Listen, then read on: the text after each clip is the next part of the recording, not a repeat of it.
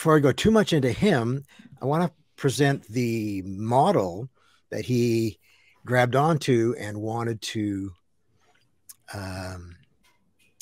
get adopted by the other thinkers and the church at his time. And it was actually developed by Copernicus a century prior to Galileo, or almost a century prior to him. So in the early 16th century, Nicholas Copernicus placed the sun at the center with all the planets orbiting around it. And other than placing the sun at the center of the solar system, everything else in his book from 1543 was in fact mistaken. But he got that really important part right. But the scientific evidence that was available at that time didn't actually support Copernicus's model, or as we're going to see, it didn't even almost a century later, there wasn't the scientific evidence available to support the model when Galileo was pushing it as well. So Copernicus's system was no better than Ptolemy's for predicting astronomic events, which was the view that had been held for centuries. And just like Aristotle, who was the philosophy behind Ptolemy's view, and Ptolemy and most of the ancients, Copernicus began with this assumption that a perfect being would create heavenly bodies with perfectly circular orbits. So a perfect being is going to use the perfect shape when they're creating. And so obviously the orbits of the heavenly bodies would be perfectly circular. But that didn't actually fit with the observational evidence. Ptolemy had to put in some little fudges to make it work.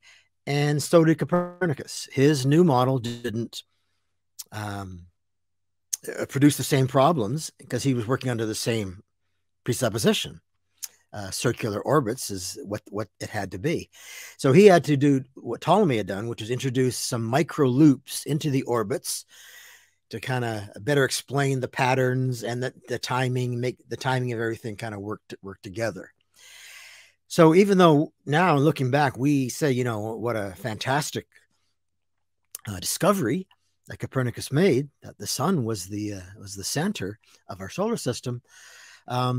He didn't really have the scientific backing to back it up as of yet. When you're trying to change a paradigm that's been around for 1,000 years or more, you discover a few new things that seem to be correct and fit over here, and you're trying to make it fit somehow, but you just don't quite have enough proof yet, even though you feel strongly, intuitively that there's something to this.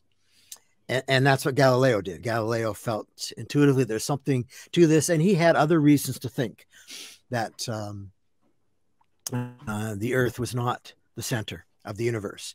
But Galileo was just initially an obscure professor, but he wasn't really a rebel, trying to take down the Catholic Church or destroy the other scholars of his time. But he did want fame. And so when the Dutch invented sort of a prototype of the telescope, he took that up and essentially invented what we call the telescope. And he got some fame, and he got some new positions and prestige and some money, and he was kind of on his way. He really wanted, though, to replace Aristotle as the man, as the authority on the workings of the cosmos.